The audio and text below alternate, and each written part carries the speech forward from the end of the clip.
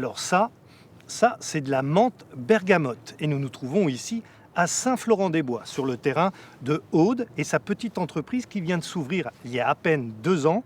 Ça s'appelle Audoplante. Ici, il n'y a que des plantes médicinales. Je vous invite à le découvrir.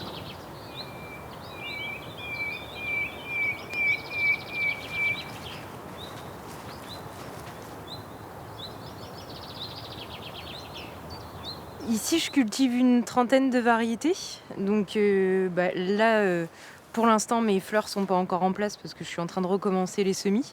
Mais les menthes sont restées en place, la mélisse aussi, puis les méditerranéennes, donc le thym, la lavande, la sauge. Je peux constater que j'ai quelques pertes certainement sur les méditerranéennes qui ont eu beaucoup trop d'eau cet hiver.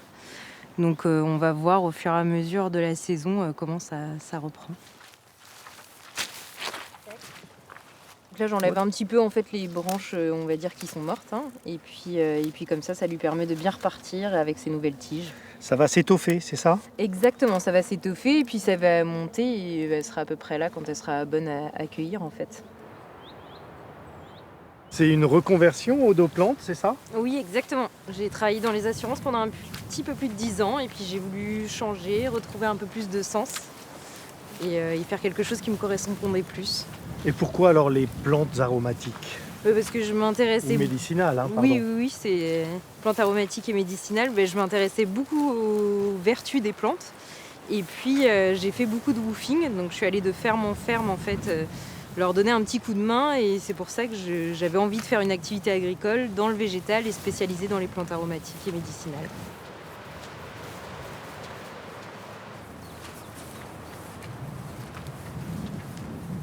Aude, c'est de l'aubépine, c'est ça? C'est exactement ça. Donc on est dans la période de l'aubépine.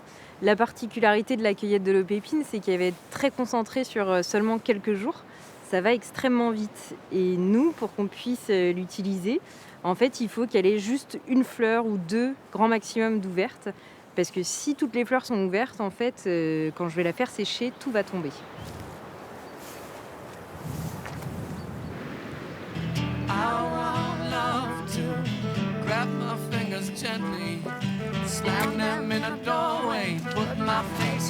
Donc ici nous arrivons dans mon nouveau séchoir. À l'intérieur du séchoir, j'ai un déshumidificateur qui va enlever l'eau au fur et à mesure. Donc l'important c'est qu'elle sèche assez rapidement quand même pour pas noircir. Il faut pas que la température monte trop, sinon si ça passe au-dessus des 40 degrés, elle risque de perdre leurs propriétés.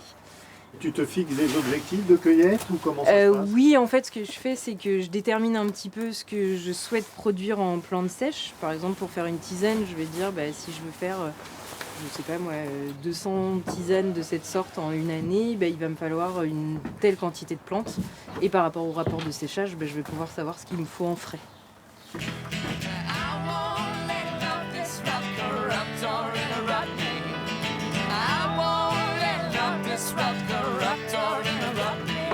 Aude, là, qu'est-ce que tu fais?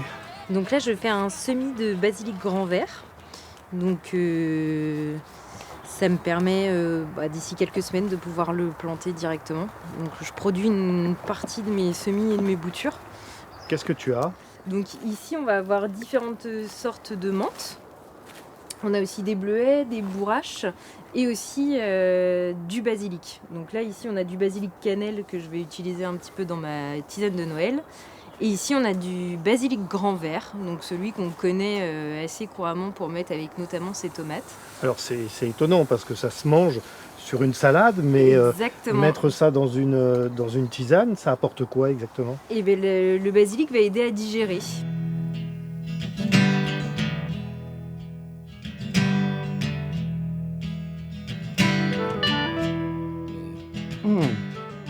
Très très parfumé, puis ça réchauffe. Quand il pleut dehors, ça fait vraiment beaucoup de bien. Et paraît-il, c'est tonique et ça fortifie.